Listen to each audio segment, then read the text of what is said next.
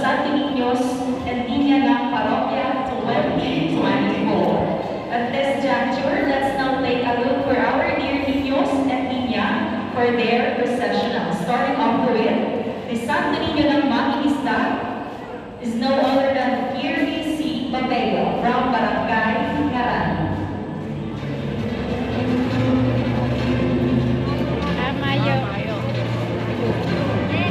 Next, Santo Niño de Sagrada Corazon, Mr. Rex Andy Bersaban from Barangay Tagpupon.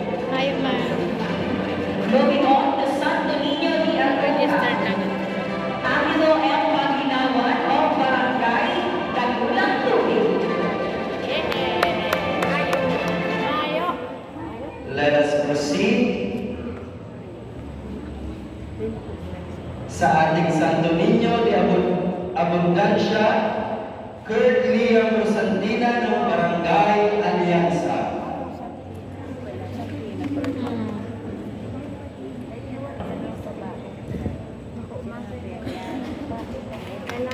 Next in line, Santo Niño de Providencia, Kurt Liam R. Bidon from Barangay Pedro. Next, Santo Niño de Labrador, Gian Kurt Rometia from Barangay San Joaquin.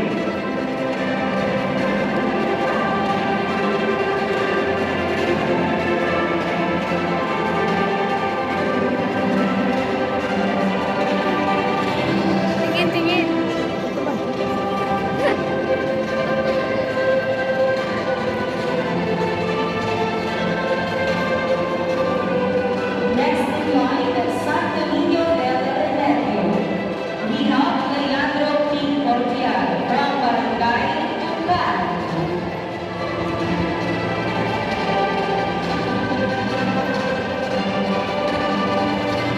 Next, our Santo Niño El Bueno Pastor, Cristal G.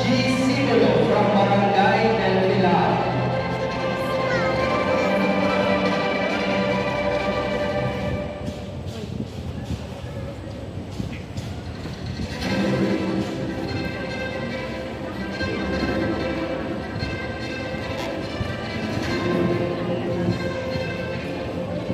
Our Santo Niño del Milagro, Joshua M. Coros from Barangay Rizal.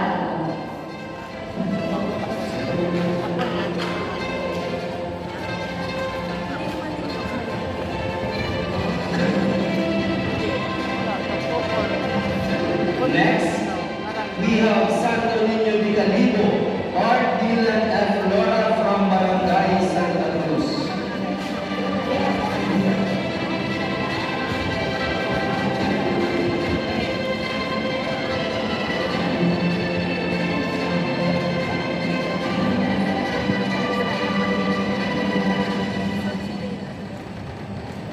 Santo Niño de Pandacan, Mr. Lawrence Teo D. Guadalupe from Barangay Plaza.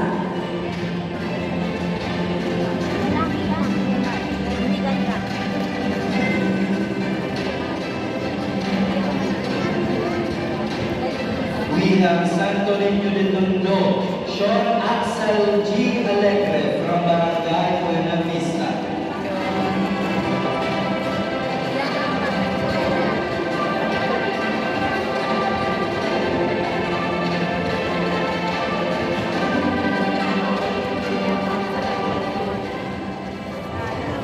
And our Santo Niño de Cebu, Gavin Matthew P. Moises from Barangay Grijalvo.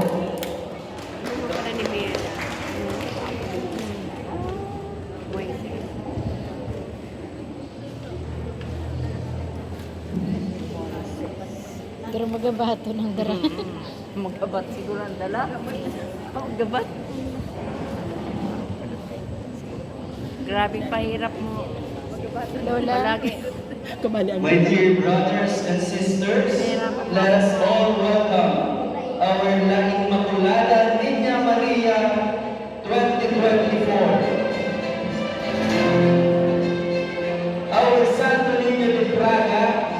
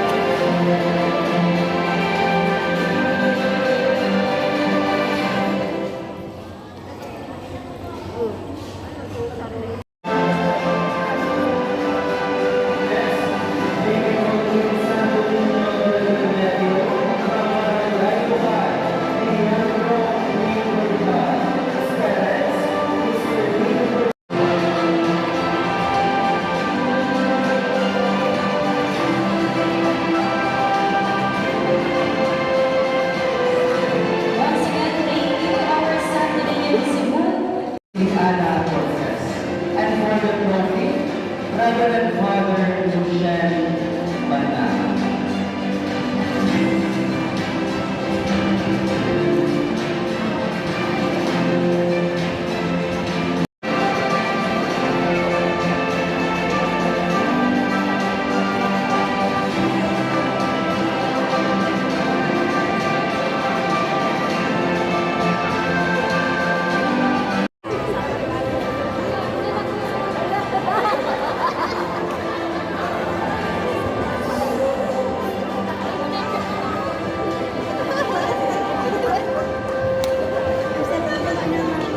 Once again, Mr. Paulo Miguel O. Luis from Barangay Santa Cruz.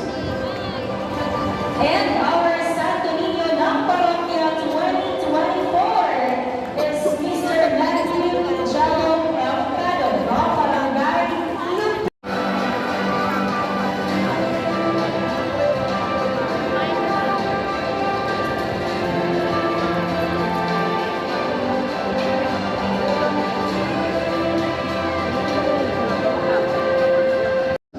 Yeah.